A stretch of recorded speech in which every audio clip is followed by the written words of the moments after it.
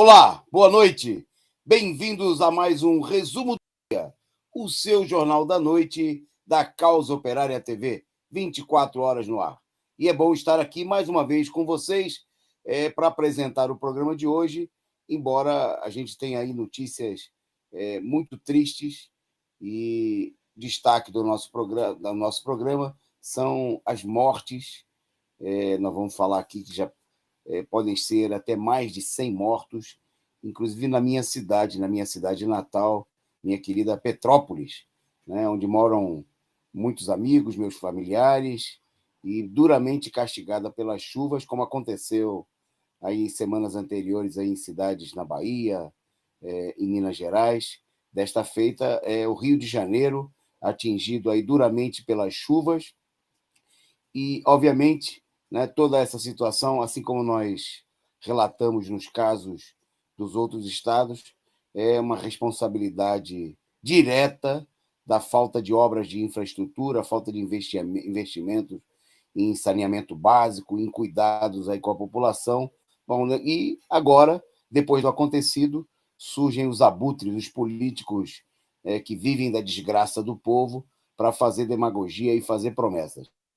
Bom, nós vamos mostrar imagens, né, enviadas para a gente aí de Petrópolis, vídeos, né, você vai acompanhar, nós vamos debater esse tema aqui, que é da maior importância pela gravidade, não só de Petrópolis, mas pela situação de crise permanente que vive o nosso país, né, e a todo momento são novas desgraças e impulsionadas por uma política criminosa, né, que se aprofunda no regime golpista, que é o corte nos gastos públicos, a redução dos investimentos públicos, a falta de obras de infraestrutura. Bom, nós vamos falar aqui também do Lula se posicionando aí contra a venda da Eletrobras.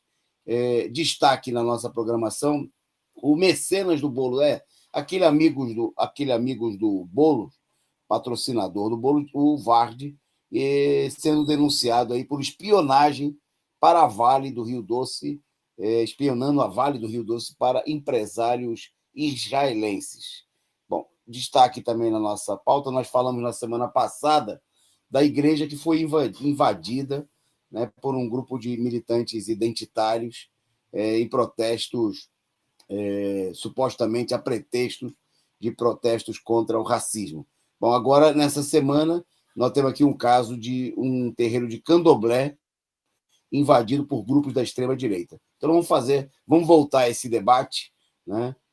Porque teve gente da esquerda que justificou a ação bárbara de invasão, de desrespeito à liberdade religiosa. Bom, e agora que a extrema-direita está fazendo? Bom, ainda nesse debate sobre os ataques à liberdade de expressão, né, o PSOL pedindo punição exemplar para deputado que xingou o Papa.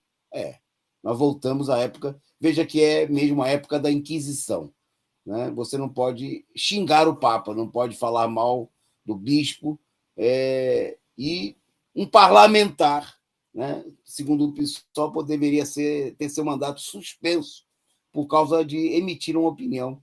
Por mais que a gente possa divergir ou concordar, é a opinião dele. Então, agora nós temos que, por exemplo, se a gente não concorda aqui com o bispo Edir Macedo, né, a gente tem que bater palma para ele, não pode criticar, porque vai que o Edir Macedo forma a maioria, o partido, os deputados dele, na Câmara dos Deputados, nas Assembleias Legislativas, vai começar a punir, né, quem não concorda, né, quem critica e assim por diante. Bom, vamos falar dessa situação, vamos destacar também aqui na nossa pauta a viagem do Bolsonaro à Rússia, né, o Bolsonaro, o Pacífico, defendendo a paz na Rússia. Qual é o significado dessa situação do Bolsonaro, que teve chacota aí, nós vamos mostrar aqui, até na internet, né? Que tem uns bolsonaristas que ficaram surpresos com a posição do Bolsonaro e começaram a dizer que o Bolsonaro é comunista, né? Porque ele prestou homenagens ao exército comunista, né? Ao exército vermelho que derrotou os nazistas na Segunda Guerra Mundial. Terá o Bolsonaro virado um comunista, como dizem alguns bolsonaristas aí, em desespero?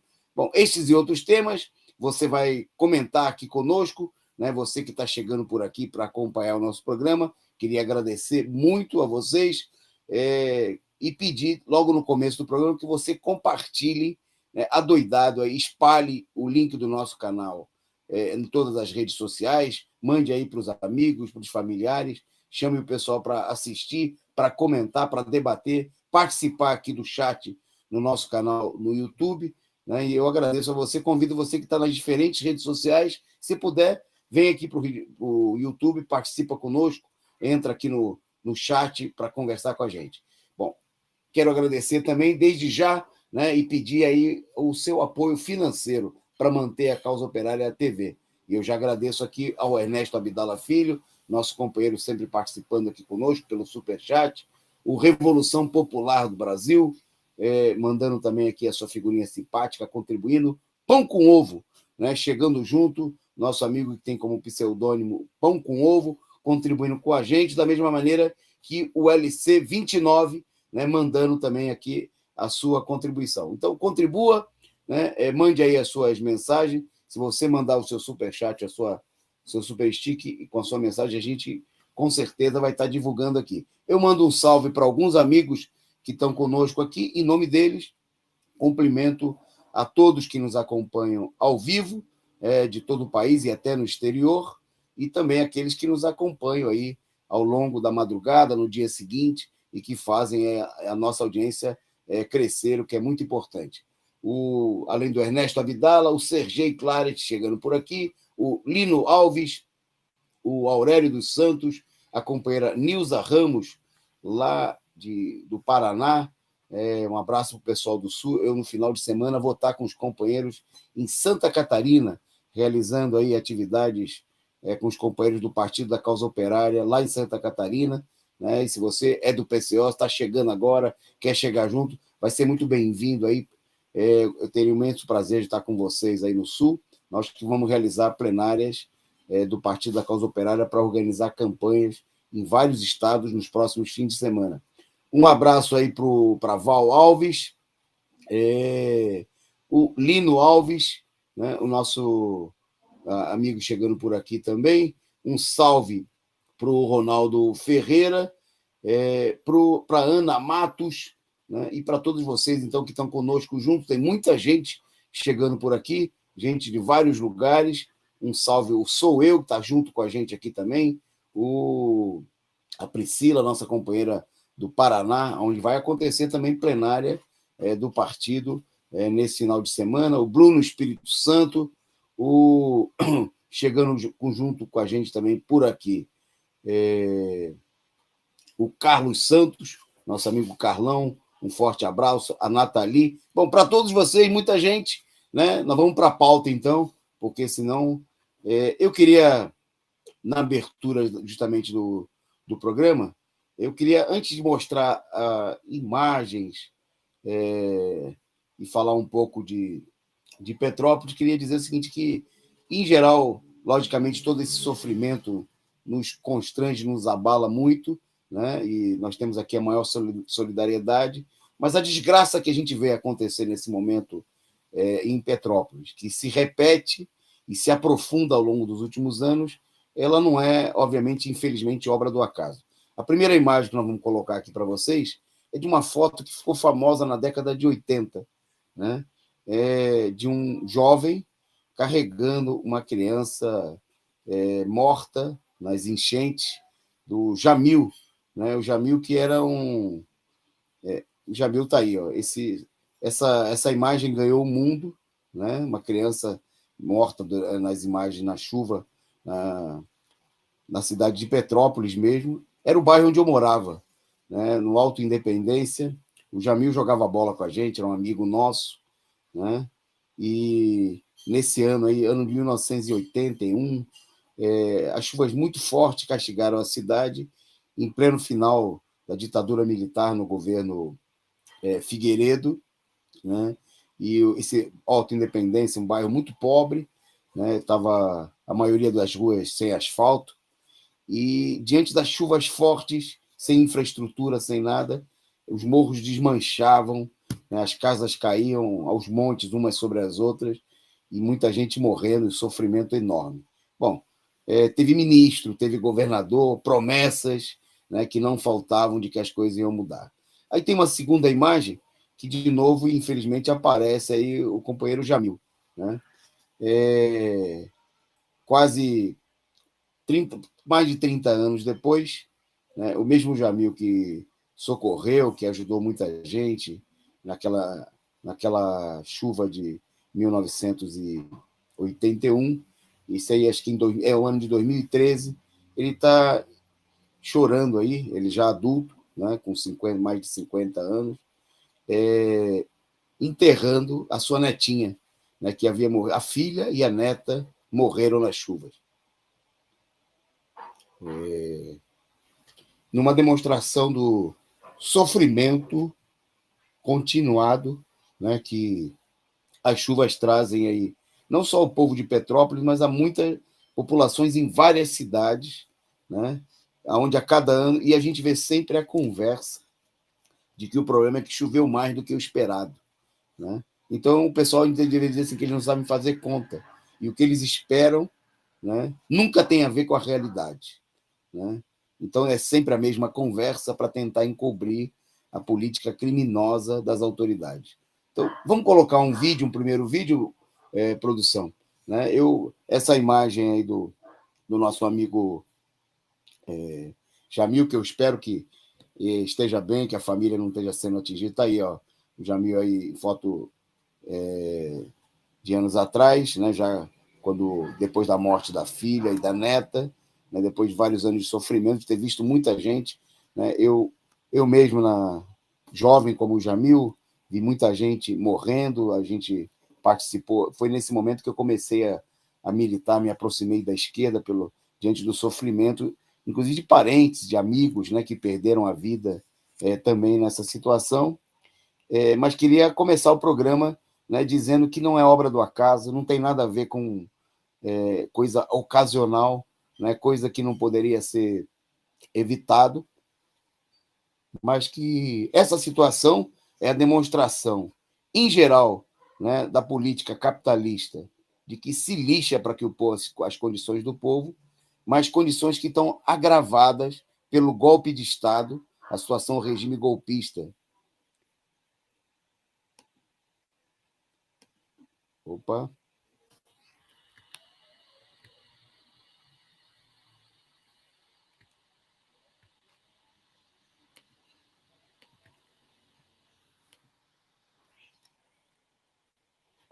O regime golpista que a gente vive no país, que só agravou a situação, né, com o congelamento dos gastos públicos, decretado aí em 2017 pelo governo Temer, né, e pela toda a corja da direita, e pela política criminosa, né, e nós vamos falar disso daqui, vamos mostrar detalhes. Bom, temos aí o primeiro vídeo, produção? Vamos soltar o primeiro vídeo para justamente mostrar um pouco dessa situação aí. Como é que está a Petrópolis aqui nesse exato momento?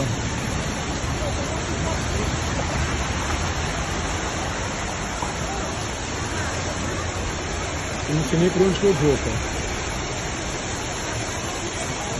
Só escuta o barulho batendo na van. Ferrou a van.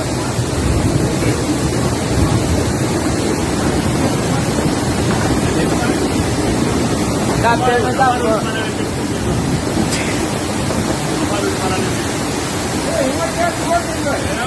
Cara!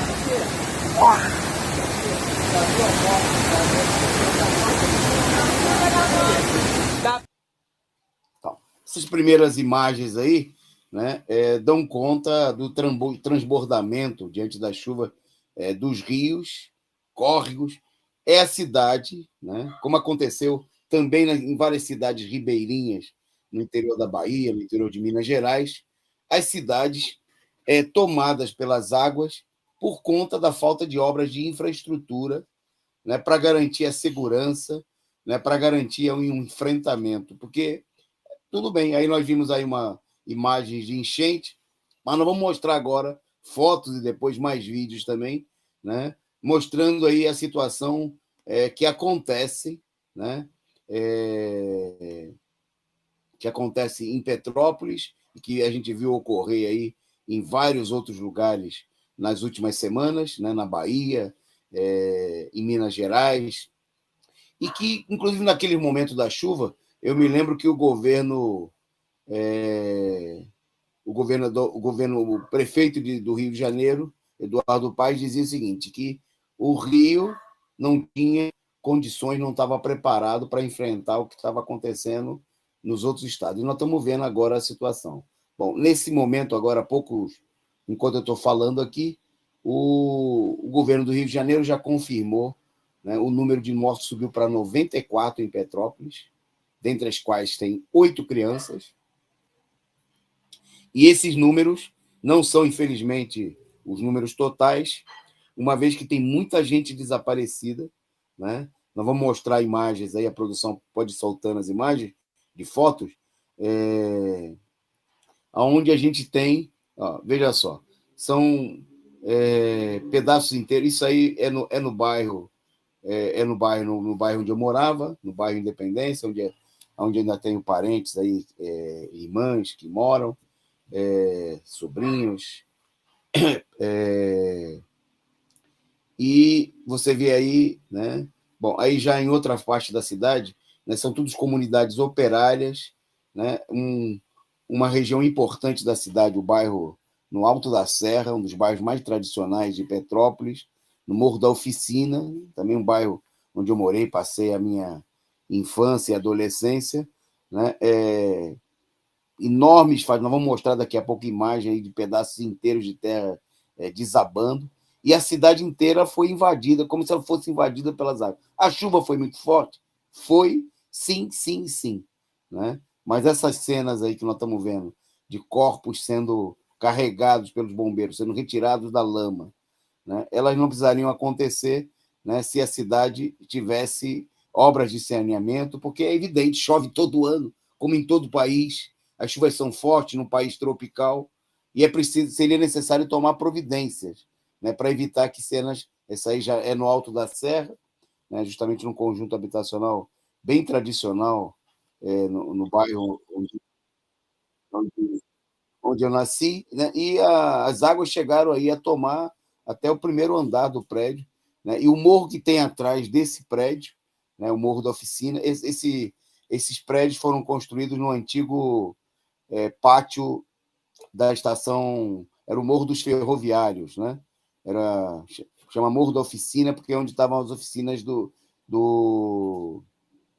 da antiga linhas ferroviárias que chegavam até Petrópolis. Isso já há mais de 50 anos. Né? E com o fechamento das linhas, as áreas foram sendo ocupadas e uma delas virou aí um conjunto habitacional e atrás o morro onde moravam os funcionários. Bom, a cidade toda devastada, parece uma praça de guerra, né? Parece que a cidade foi bombardeada. Né? E, bom, essa imagem aí ela é interessante porque ela é de 2011. Né? Vocês devem lembrar dessa igreja quase submersa aí, em meio à chuva, na região, quando em Petrópolis e em Nova Friburgo, e toda a região serrana Teresópolis, o número de mortos chegou a 900 pessoas. Né? Também naquele ano ali, depois dali, foram estabelecidos uma série de planos que não foram cumpridos, né? E nos últimos anos a política, os cortes, né, na política de prevenção foram profundos. Né? Essa página do jornal é justamente lembrando então o 2011, né, quando se anunciava aí a pior catástrofe. Mas, infelizmente, né, nós já estamos vendo agora pelos números, nós mancheteamos aí que os números vão passar de 100 mortes. Agora dá para ter certeza, já com a confirmação agora à noite, né, quando a gente fez essa manchete, então é uma política continuada, né? É uma política que não é um problema ocasional, totalmente previsível, né? E uma cidade, assim como aconteceu recentemente em outras cidades do país, né? Mas em Petrópolis, pelas condições já de degradação, a letalidade é muito grande, muita gente morrendo, né? E junto com isso a gente tem milhares de desabrigados, né? Pessoas que nessa hora estão tendo que recorrer a amigos, abrigos públicos, perderam tudo. É uma política, e é importante, né? Quer dizer, resultado da política criminosa, né? De cortes, de falta de investimento, de falta de todo tipo de planejamento, inclusive de canalhas agora que procuram culpar a população. A população mora em local inadequado, é como se fosse uma escolha, né? Como se a pessoa fosse morar num lugar que não tem saneamento, que não tem as devidas condições, porque é uma opção de vida, né? E é óbvio que embora ao sofrimento ele se generalize para amplas parcelas da população, é a população mais pobre que paga. Bom, vamos aí uma nova sequência de vídeos, de imagens e vídeos. Depois a gente volta com mais comentários. Tudo bem, produção? Agora, vai. Como é que tá em Petrópolis, ó, gente? Aqui, ó. Olha os carros aqui em Petrópolis, aqui, ó. Com os carros da Marriott, como é que tá, ó. Terrível. Terrível. Tô aqui, ó.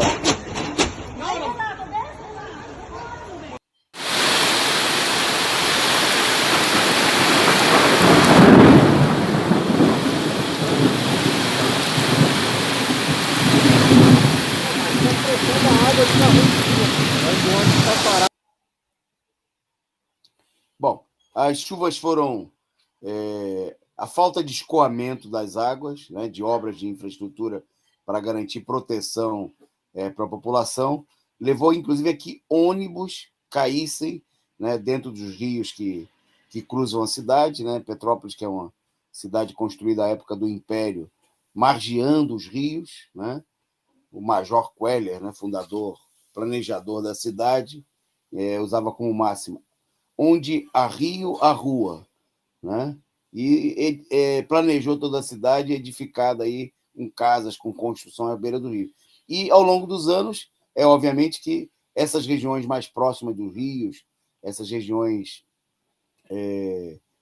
com as ruas principais, foram sendo tomadas pelas casas dos setores mais abastados da população. E a população pobre foi para os morros, foi para as encostas, para os loteamentos irregulares, né? Uma situação que se repete em muitas cidades pelo país.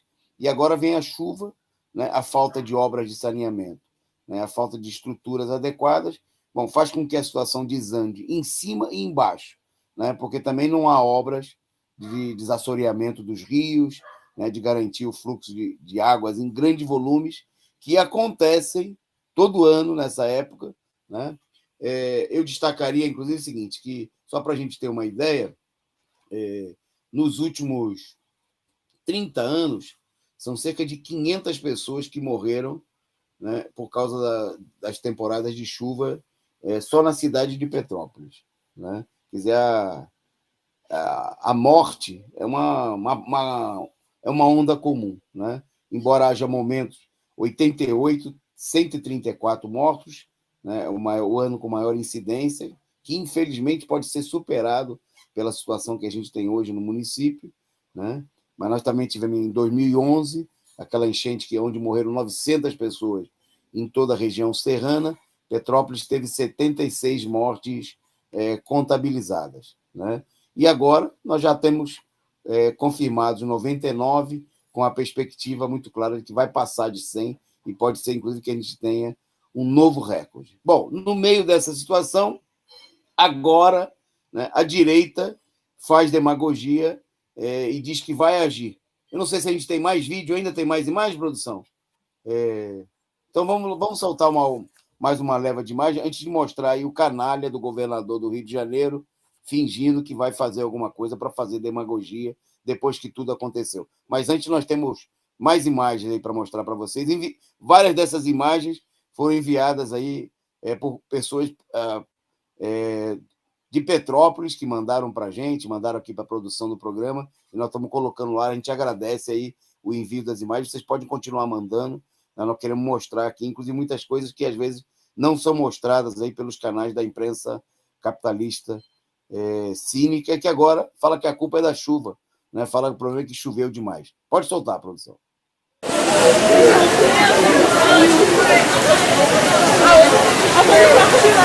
Caralho, velho. Tem treva lá, gente.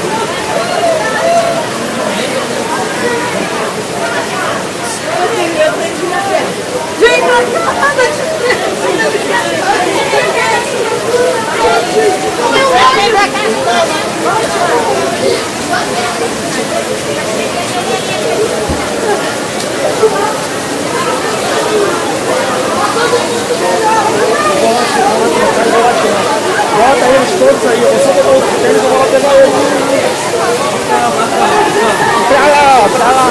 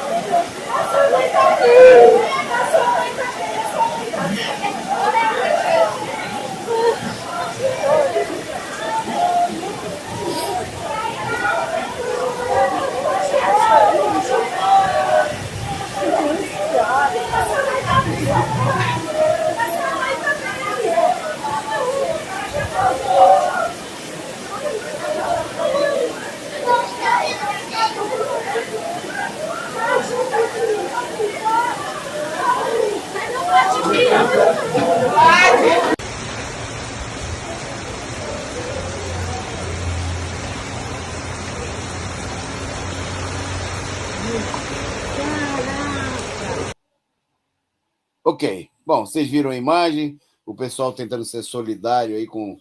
É porque a população pobre e trabalhadora, ela é solidária, né? Bom, mas aí a gente tem os cretinos, né? Os abutres que procuram se alimentar, viver da desgraça dos outros, né? Bom, em meio depois de não tomar nenhuma medida, o governador Cláudio Castro visitou a cidade depois da tragédia e procurou fazer aí demagogia com a população, prometer, como sempre acontece, né? A prefeitura local decretou estado de calamidade e o governador, né, ele que se elegeu, era vice do Witzel, do fascista, aquele preocupado em atirar na cabecinha das pessoas e que está preocupado nesse momento no Rio, está comandando aí uma nova invasão dos morros da cidade, invasão que provocou genocídio, a matança começou lá no Jacarezinho, né? Teve em Petrópolis para fazer demagogia, fazer campanha eleitoral, é bom que se diga, né? Porque nesse momento esses cretinos estão preocupados aí com seus próprios interesses, com o que vai acontecer. Você tem aí então a imagem do governador, né, olhando aí, procurando se mostrar preocupado com a situação, mas a preocupação não aconteceu, não veio antes, né, não apareceu quando se tratava, né, de tomar as medidas, garantir os investimentos, os recursos para evitar que esse tipo de coisa aconteça. Agora, né, a desgraça acontecida, todo mundo quer aparecer na foto, né, quer falar na televisão e procurar fingir para a população, para evitar a revolta do povo, né, que tem motivos para se revoltar, né, quando os morros se desmancham, como a gente está vendo aí, arrastando em meio às chuvas casas, por falta de encostas, por falta de obras de saneamento, rede de esgoto, né, e todo tipo de medida, né, a situação criminosa que nós temos aí pela frente. Bom, e, obviamente não faltam aqueles que procuram, como sempre, responsabilizar a população, né? São muitas aí as declarações de que a culpa é do povo que mora aí em condições inadequadas, irregulares, etc. e tal, quando é óbvio, né, que a culpa é de quem não adota as medidas e do conjunto do regime capitalista que impõe salários miseráveis e falta de condições para que as pessoas possam, né, construir as suas moradias em condições adequadas, né, pagar aí um financiamento, um aluguel, né, num local apropriado, né, e a pessoa é levada a morar aí nas encostas dos morros, em condições que é quase por sorte, né? Quando a gente vê ali, por exemplo, nessas imagens que foram mostradas aqui, né, daqui a pouquinho, se a gente for lá daqui a 6 meses, vai ter um monte de gente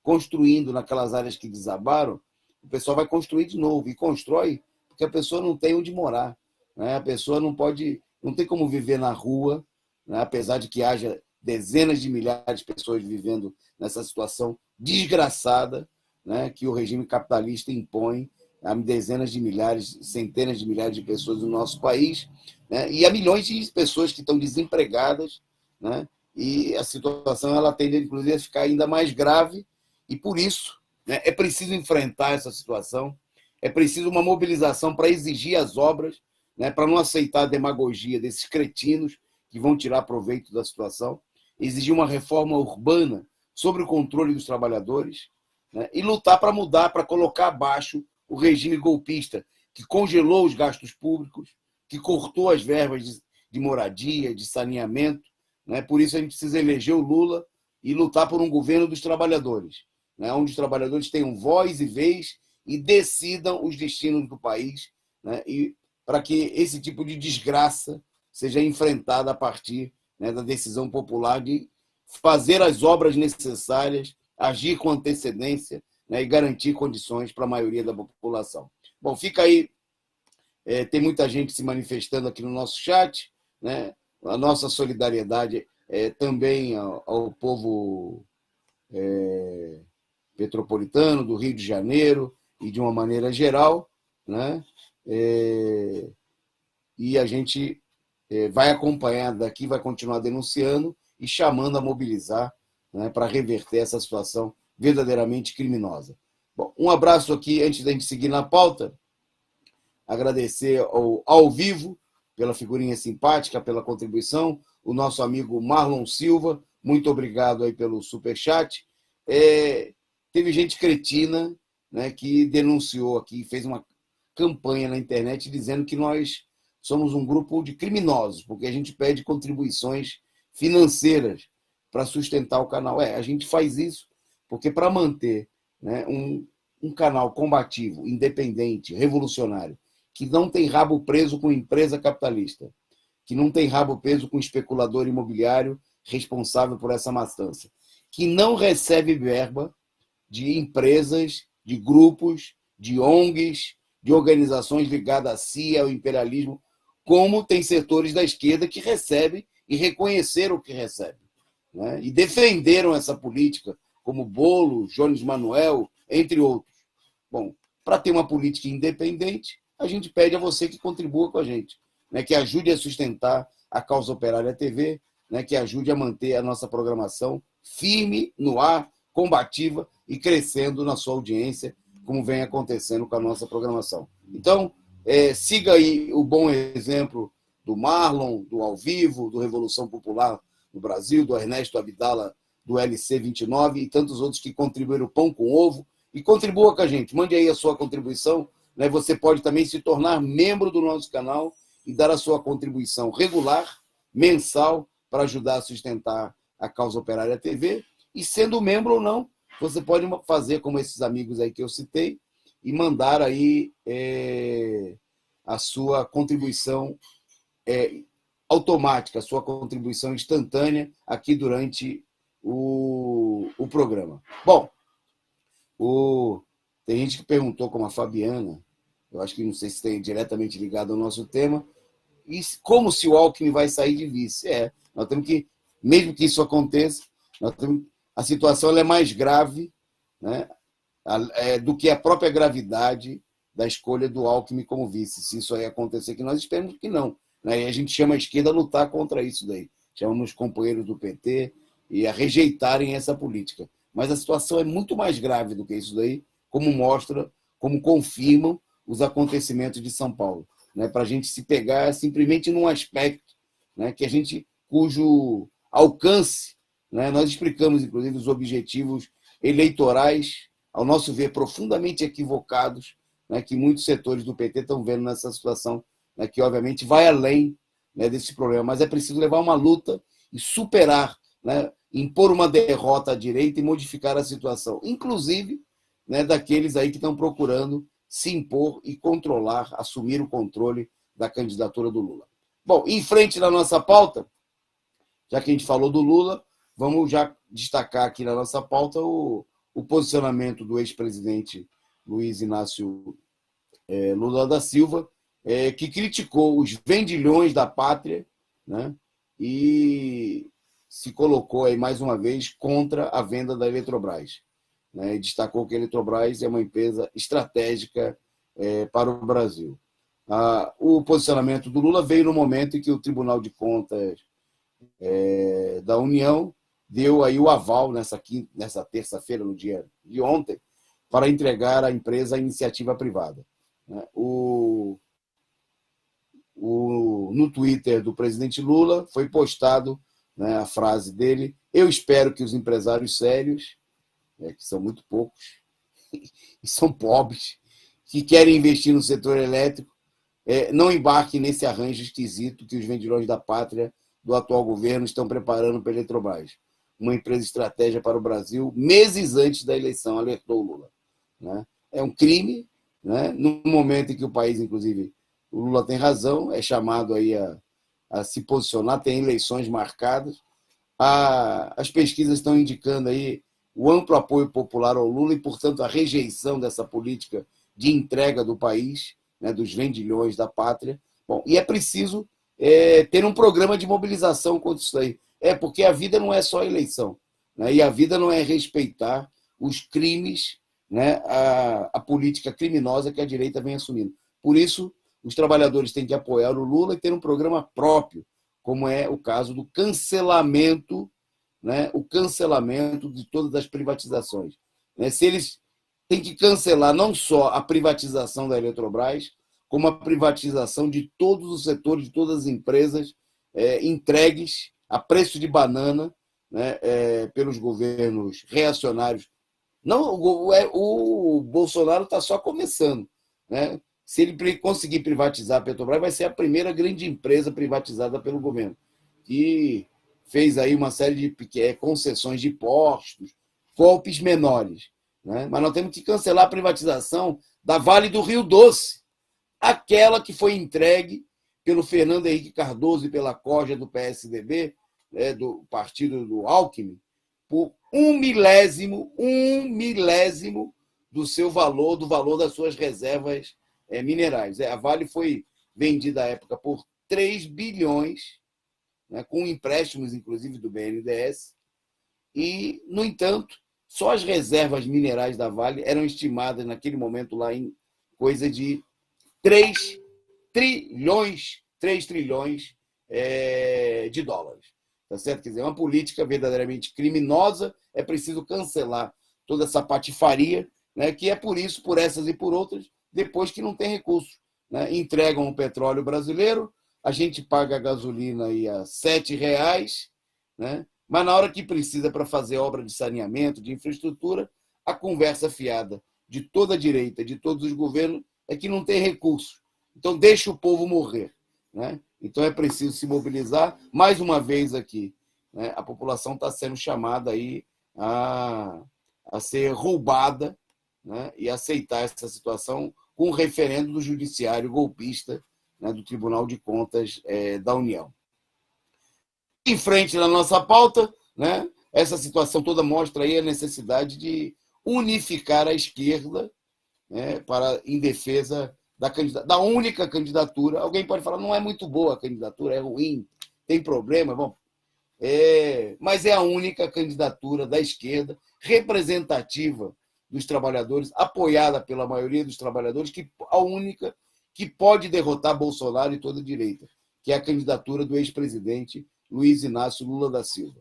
Bom, e tem gente que trabalha pela divisão da esquerda, que trabalha para tirar proveito próprio, simplesmente, dessa situação. Nós vimos aí nas últimas semanas, nos últimos dias, o PSB intensificando a campanha de romper aí, de impor condições, né, pretextos para levar aí uma ruptura e indiretamente atacar a campanha do Lula, né?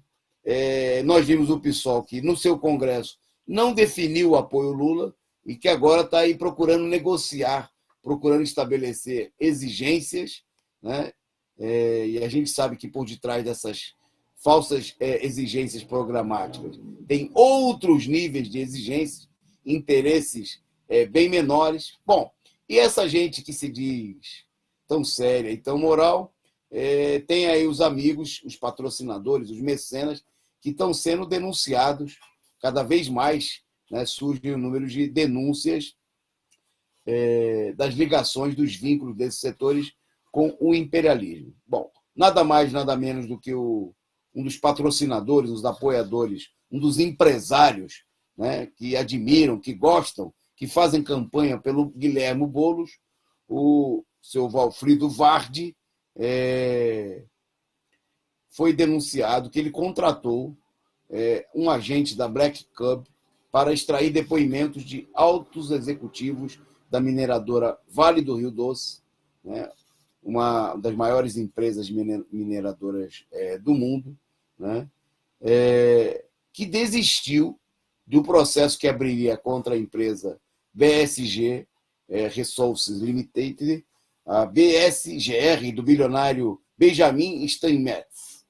E essa ação ela transitava lá na Justiça de Londres, né, exigia uma indenização pelo fracasso de um projeto lá na República da Guiné. Bom, e o que aconteceu? Foi firmado aí, foi denunciado no meio do processo, apareceu aí a parceria entre a Vale e essa empresa, a Benjamin, a empresa do bilionário israelense, que foi firmada em 2010, né, com o objetivo de explorar parte da gigantesca reserva de minério de ferro de Simandu. Mas ela foi interrompida em 2014, quando o presidente da Guiné revogou os direitos minerários das duas empresas, né?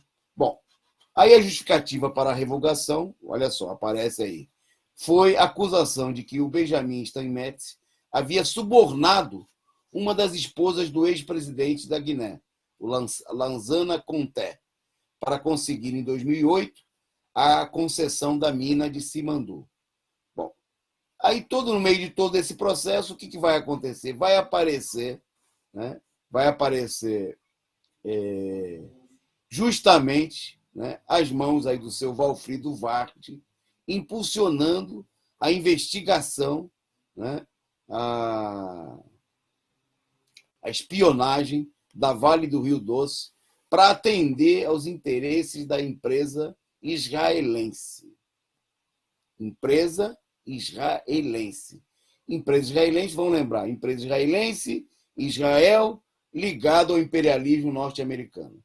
Então, o seu Valfrido Vardi, que é o diretor, aí, um dos diretores principais do IERE, né, o instituto ao qual que remunera o seu Guilherme Boulos, instituto que é dirigido pelos ex-ministros do governo golpista de Michel Temer, né, como o ex-ministro da Justiça, né, que agora me fugiu o nome aqui do Lazarento, ele que chegou a ser do PPS, né, o ministro da Justiça, o ministro da Defesa, né, que foi ministro do Gabinete de Segurança Institucional, e o chefe, o diretor da Polícia Federal. Né? Toda essa tutibona gente, né, toda essa máfia está aí na direção do IERE, do instituto do qual o Boulos recebe, ele mesmo reconheceu que recebe subsídio, né?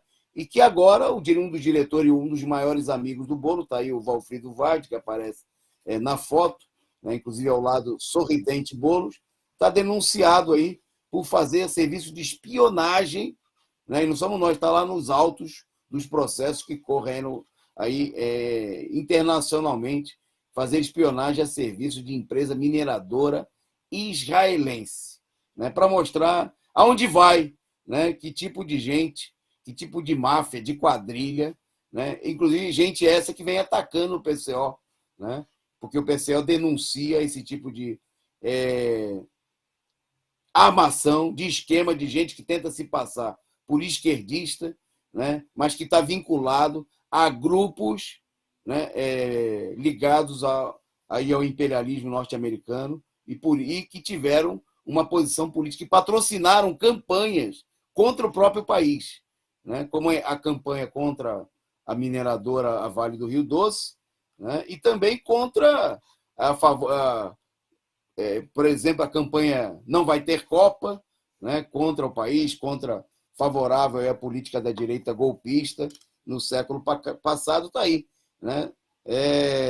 E que teve aí no Guilherme Boulos um dos seus expoentes, está aí aparecendo aí os vínculos desses setores, não só com o imperialismo, com a CIA, mas também com empresas israelenses. Se você quer ler mais sobre o assunto, né, vá lá no Diário Causa Operária, causaoperaria.org.br, e toda essa história está contada tintim por tintim, né, para você acompanhar, para você ficar por dentro, para você não ser feito de trouxa, né, por gente que tenta se passar por esquerdista, mas que tem fortes vínculos com empresas e estados e organizações inimigas do povo brasileiro e defensores dos interesses dos maiores exploradores do povo brasileiro. Vai lá, vamos em frente.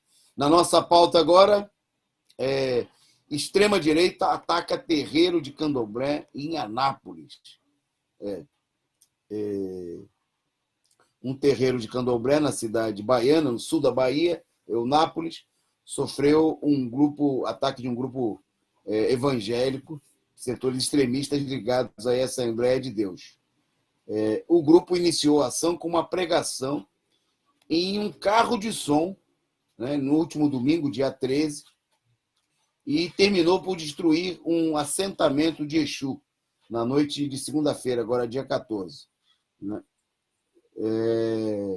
Houve um confronto com candomblesistas, né, por parte o grupo direitista atacou o pessoal, e que inclusive resultou aí na agressão covarde de 3 frequentadores do terreiro, sendo 2 delas uma idosa e a sua neta. A ação fascista foi organizada por líderes religiosos daquela cidade, que contavam aí com cerca de 20 pessoas que foram lá e espancaram, inclusive as mulheres. Né?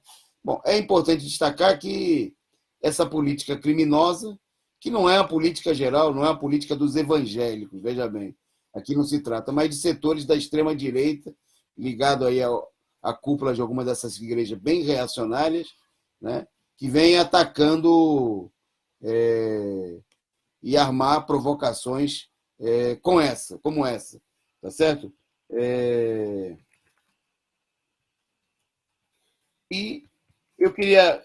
Esse episódio é importante porque na semana passada aqui nós protestamos, né, contra a invasão da igreja lá no Paraná, em Curitiba, né, a igreja Nossa Senhora do Rosário dos Homens Pretos,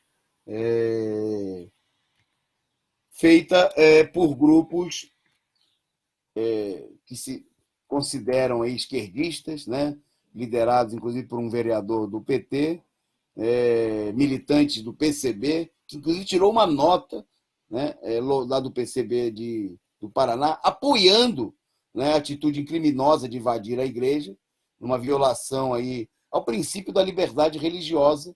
Né? Nós destacamos aqui o seguinte, que o local de culto, né, a sede das entidades, seja ela quais forem, seja um templo, seja um terreiro de candomblé, né, obviamente tem que estar sob o controle de quem pratica aquela fé, que tem que ter plena liberdade, né, para fazer aí, ter o seu ato religioso, a sua celebração, seja lá o que for.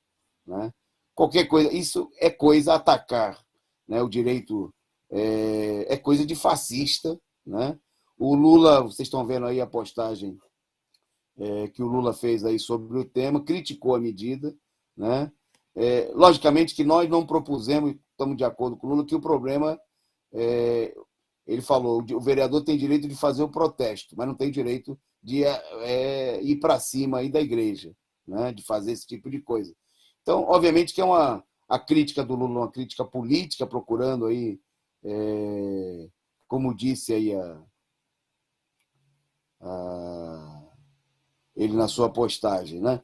Procurando colocar as coisas nos devidos eixos. O próprio PT, em nível nacional, também tirou nota criticando o ocorrido. Bom, e a gente vê agora o outro lado da moeda. Né? A gente viu que setores da direita, o Bolsonaro, o Moro, procuraram tirar proveito da situação, né, e atacar a esquerda. Né? Aí tem a postagem do Sérgio Moro aí, procurando, inclusive, usar a imagem do vereador do PT. Né? E agora nós temos aí a contrapartida dessa política.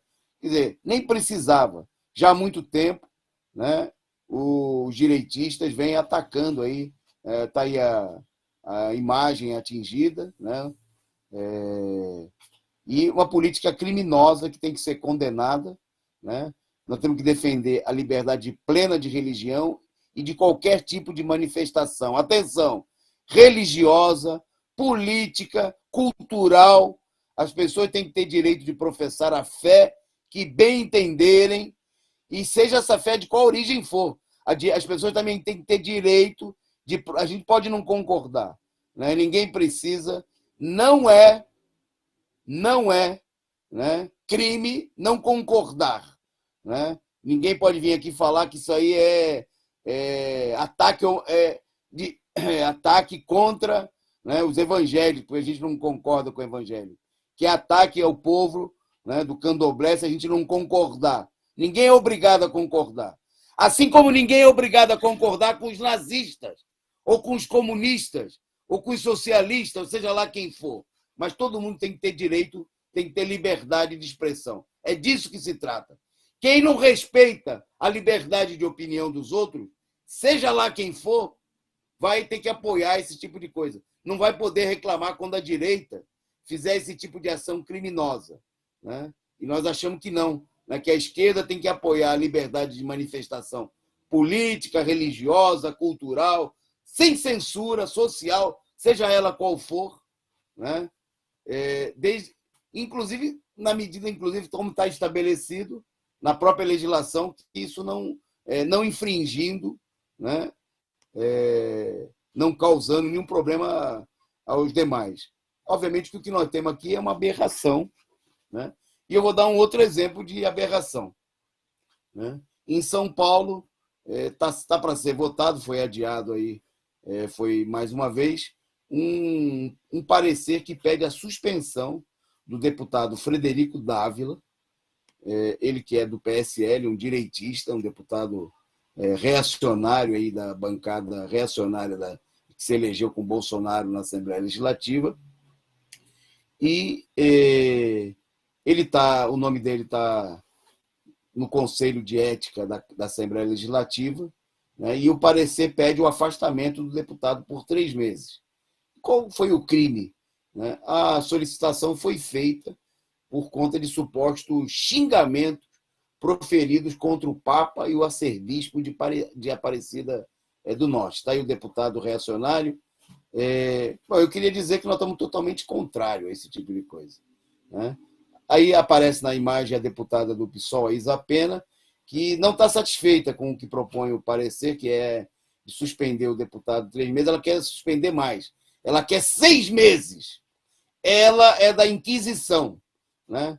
Porque aqui a gente agora vai transformar em crime que um deputado xingue, seja lá quem for, xingue o Papa, o bispo, né? Então, se a gente vai transformar a manifestação política ou religiosa, ou política misturada com religiosa, como faz aí o idiota, o fascista do deputado do PSL, vamos transformar isso em crime, né? Nós estamos numa aberta transgressão, inclusive ao que estabelece, né, a legislação, né, a lei, né, o artigo 5º da Constituição, que fala claramente que é livre, né, nós estamos vivendo num país que garante na legislação, pelo menos em palavras, né, a liberdade de expressão, né? Liberdade de expressão e ponto. Lá não diz que a liberdade de expressão é só cultural, é só em tese, é só religiosa. Não, liberdade de expressão, né? Ninguém, segundo a Constituição, cláusula pétrea. Sabe o que é uma cláusula pétrea? Não pode ser mudada por um juiz. Não pode ser mudada nem por um deputado. Uma cláusula pétrea só pode ser mudado por uma nova Assembleia Nacional Constituinte que mude a Constituição, né? E numa das cláusulas pétreas da Constituição, o artigo 5º, todo mundo pode conferir lá, diz que é livre a liberdade de expressão. E ponto, liberdade de expressão. Quer dizer que se eu quiser vir aqui e defender a revolução, o comunismo, além da minha convicção me garantir e levar a isso, a Constituição garante legalmente esse direito. E se alguém tiver uma outra posição e quiser defender uma outra coisa, por mais absurda que eu ache, ele também tem o direito de fazer isso daí, né? Então, veja só, agora tem deputado que se diz de esquerda que quer funcionar como inquisidor, né? Então, imagina. Então, o deputado do católico vai achar que xingar, falar mal do Papa não pode, né? O deputado, onde, por exemplo, tiver uma maioria de membros ligados à igreja evangélica, vão querer criticar e punir parlamentares ou pessoas que tenham falado mal aí, sei lá, de um bispo de alguma igreja evangélica, do Edir Macedo, por exemplo. Também não pode. Que coisa é essa? Né? Nós vamos caçar aqui o direito das pessoas se manifestarem, e ainda de um deputado. Se isso começa a acontecer com um parlamentar que tem justamente aí garantido o direito de se expressar, que foi eleito para isso, o que acontecerá com os cidadãos comuns? É coisa de gente reacionária, estão transformando, inclusive, o próprio parlamento, né, em um tribunal de inquisição, coisa da Idade Média, né, um papel ultra-reacionário. Bom, sobre esse tema, porque esse pessoal se diz de esquerda, né, eles falam como se eles estivessem falando uma coisa que fosse normal, que fosse o pensamento, né, e, obviamente, que isso aí nada é mais falso do que isso, né, em nenhum momento da história da humanidade, né,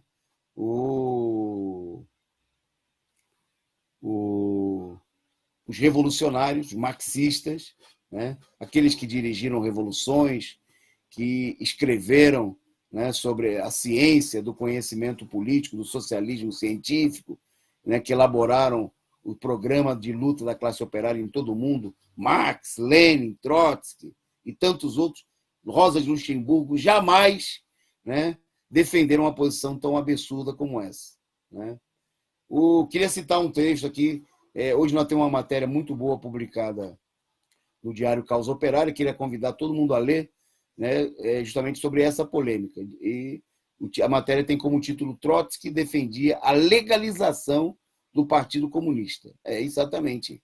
Né? Trotsky defendia a legalização do Partido Comunista. Você pode conferir lá em causaoperaria.org.br.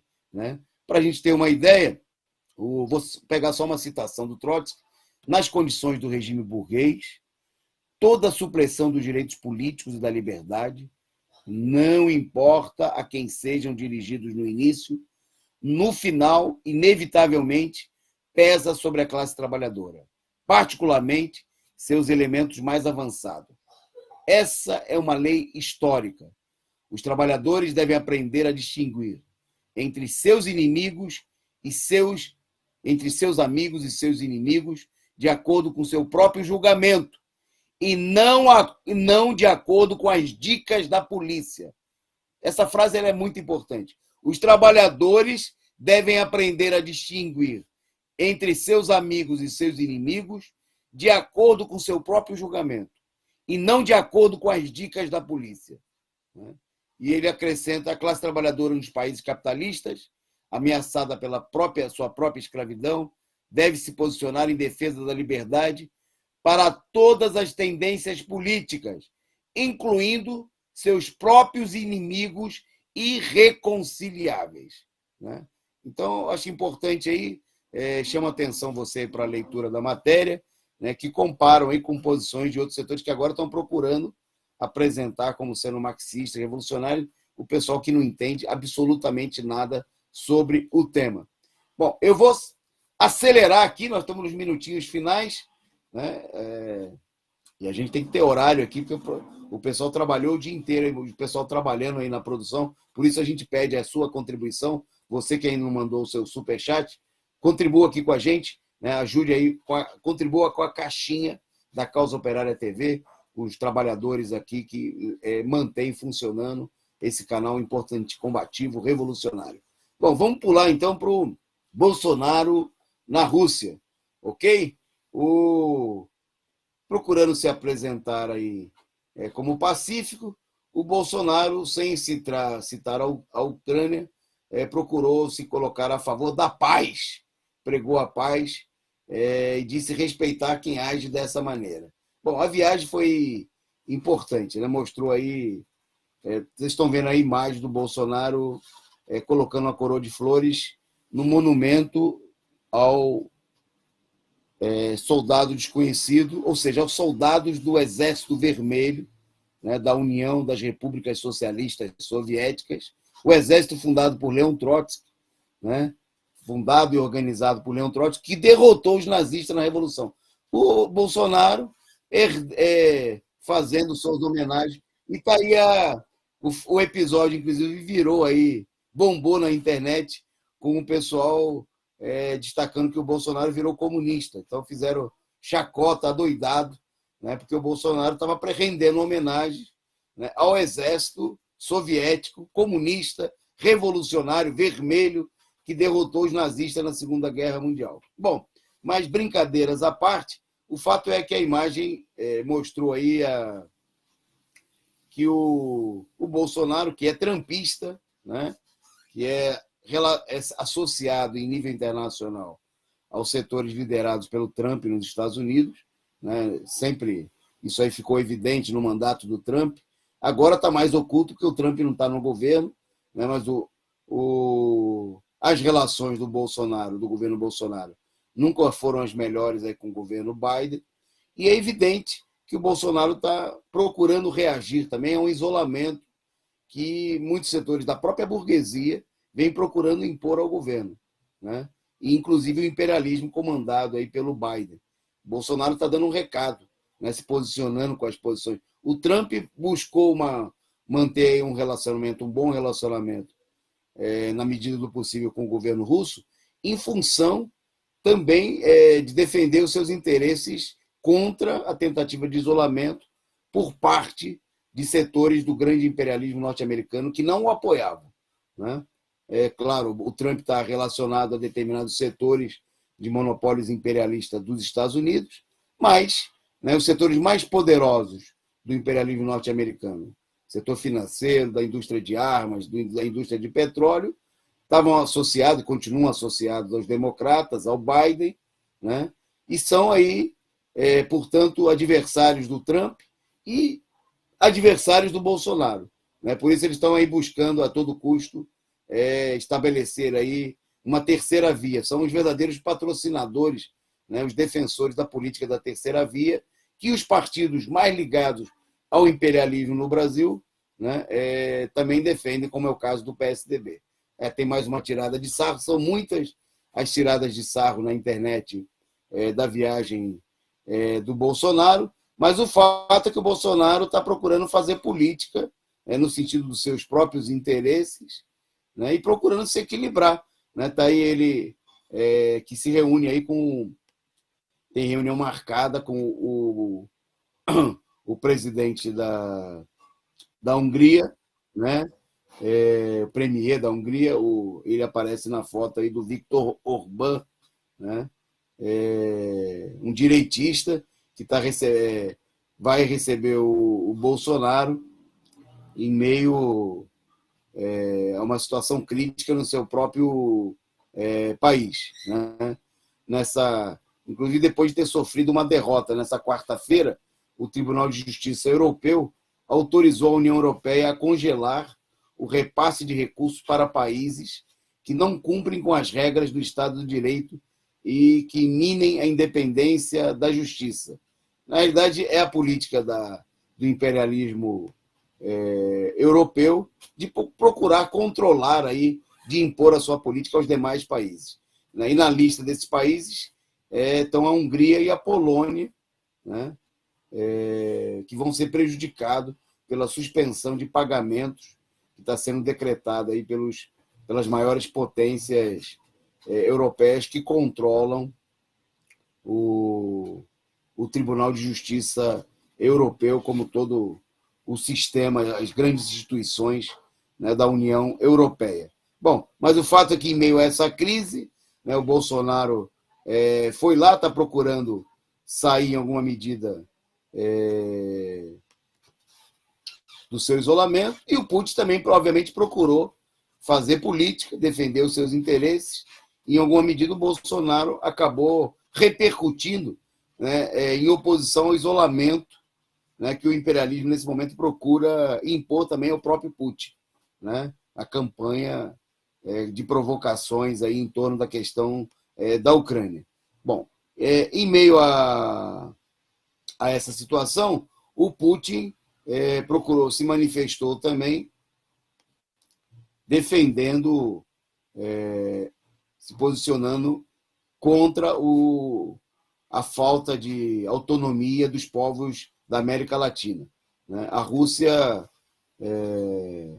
se manifestou no sentido de que a América Latina e o Caribe tenham independência no cenário internacional, né? Conforme se pronunciou o chanceler russo, o Lavrov, Sergei Lavrov, né? Durante um encontro entre os ministros da Defesa e das Relações Exteriores da Rússia e do Brasil, né? O encontro foi a primeira vez que aconteceu na capital russa e reuniu aí o chefe da diplomacia brasileira e o Sergei, que é o chefe da diplomacia russa. E, nas palavras do Lavrov, estamos interessados no papel autônomo da América Latina e do Caribe no cenário mundial. E vemos o papel de liderança, o papel central que o Brasil desempenha para garantir o desenvolvimento dessa região crucial do mundo. Bom, está aí a Rússia procurando fazer política, né? Se opondo aí à verdadeira política de colonização que os Estados Unidos têm em relação aos países da América Latina e usando a visita do Bolsonaro para fazer campanha, né, a favor não só da autonomia da América Latina, mas também dos seus interesses no cenário internacional diante da situação de ataque que se viu submetida nas últimas semanas.